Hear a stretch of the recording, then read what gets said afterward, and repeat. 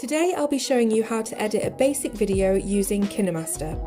I'll show you how to add clips to your timeline and stitch them together, how to add transitions between your clips, and how to put pictures and other media on top of your videos. This is one of many KineMaster tutorials I'm going to be uploading to my channel, so please subscribe to see more as and when I upload them.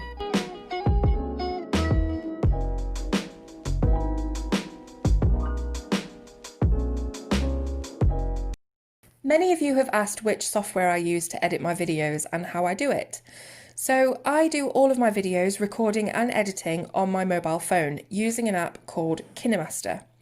KineMaster is available on Android and iOS, and it's also a free app, but you can pay a subscription service fee to unlock all of the features of the app and also remove the watermark from the videos.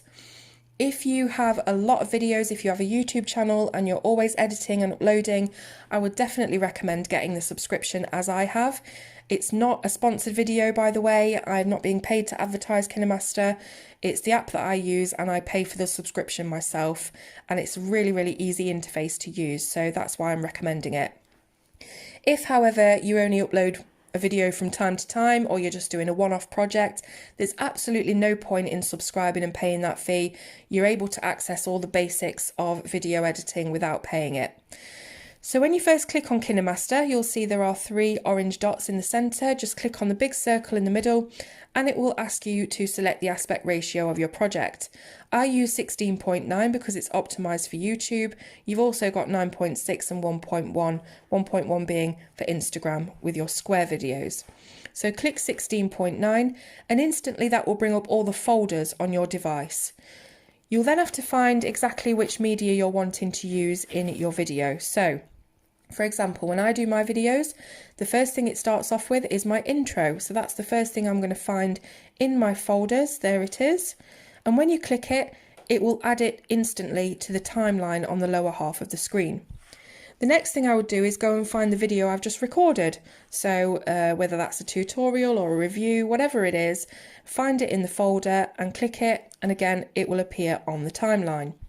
The last thing I do is go and find my outro, so the end of my videos. Click that and again it's on the timeline.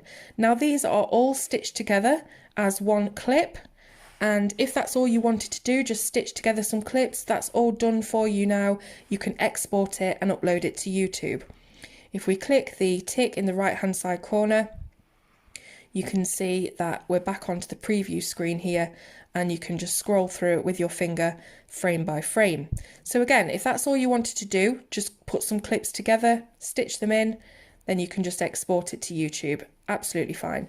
Obviously, there are lots of other things you can do to jazz your video up a bit. So I've gone right back to the start of the video now.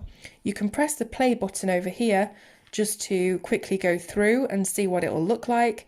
So you can see that you've got my intro, and then eventually that will cut onto the next clip.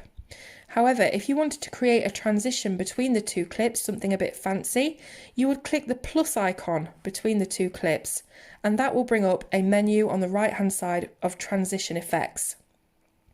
So let's just pick one. Let's pick this powerful one and then just click on stage and see what that does. And you can see that it will preview the transition for you on a loop, so you can see what that looks like and you can decide whether or not that's the one that you want. It's just something to jazz it up a little bit.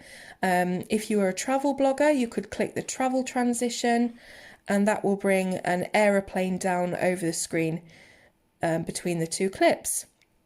There are loads and loads of transitions to choose from, and you can get more by going to the KineMaster Asset Store. Now, if you have paid for that subscription, all of the assets in the store will be available to you without having to pay anything extra. So you can go through all of the transitions that they have here. Let's see, what's this cash one? Let's click that. And then you would click a preview just to have a look what it does. So here we go, you can see, oh, it just brings some cash. That's the transition, it just brings some cash across the screen. So there you go. And then if you wanted to use that particular transition, you would click download. It downloads very quickly. Go back onto your project, click off the transition menu, and you should then find that cash transition right here on your transition effect menu. It's got 3 different options, as you can see. So option 1 is this one. Option 2 is this one. And option 3 is this one. I don't know why I use the cache to show you a demonstration. It's got nothing to do with any of my videos, but it's just so that you can see, I guess, all the different transitions and the different ones within those transitions that you can choose from. So I'm just going to turn that off. I don't usually use transitions unless it's a fade or a dissolve, something like that. Now, say that you wanted to add a photo of your colouring in the middle of your video. Now, you're not going to add that to the timeline the same as you did the clips, because you don't want it to break up the clip. You want it to appear on top of the clip. So we have to add it in as a layer. Now, this circle on the right hand side shows you media, layer, audio and voice menus. Find the place on your timeline where you want to add your photo. So drag your finger across until you get to the point of the video that you want to add your picture. Then you click the layer button and it will bring up media, effect, overlay, text and handwriting. Click on media and again you'll have your folders on your device. All you have to do is find the picture that you want to upload onto your screen, and you'll see here that I've got a colouring that I did. Now when you hold on to the picture, you can move it around the screen to any position you want. You can also grab hold of the bottom right hand corner and resize it in and out. So say for example I just wanted to resize it to the height of the video and move it right over here. There we go. And then what you might want to do is add an animation when it comes in and out of the screen. So I'll just show you what it looks like without an animation. If we move our timeline back a little bit and press play, it will show you, it just pops onto the screen and a few seconds later it will just disappear. So I always add an animation. I think it just adds an extra layer of something to the video. It makes it look slightly more professional. Now when you look at your timeline, you've got your main video and then just underneath you've got your picture file. If you click that picture file on the timeline, you'll see that it borders it in yellow, and that means that it's selected and ready to edit.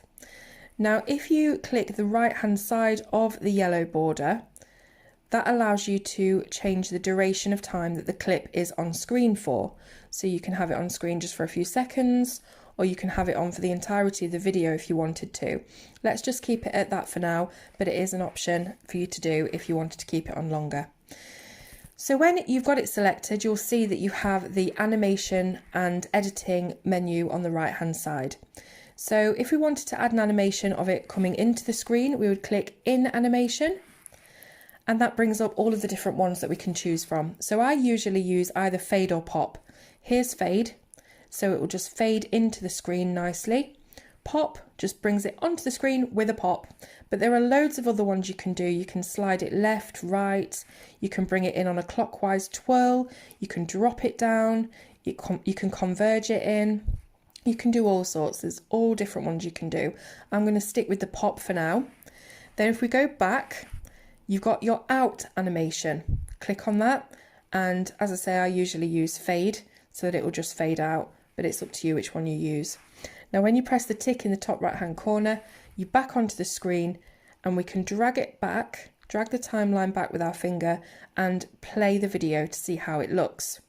So click play, it pops onto the screen and then it should fade off.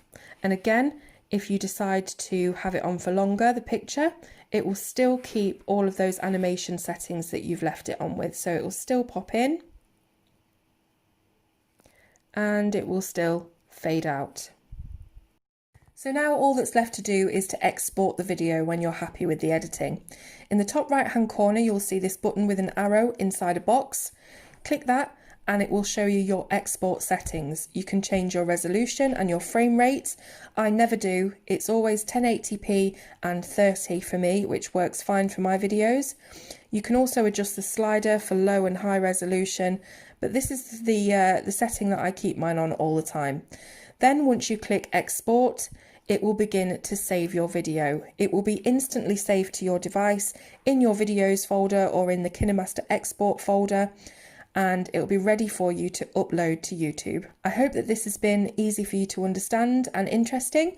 If there's any other questions you would like to ask, please do let me know.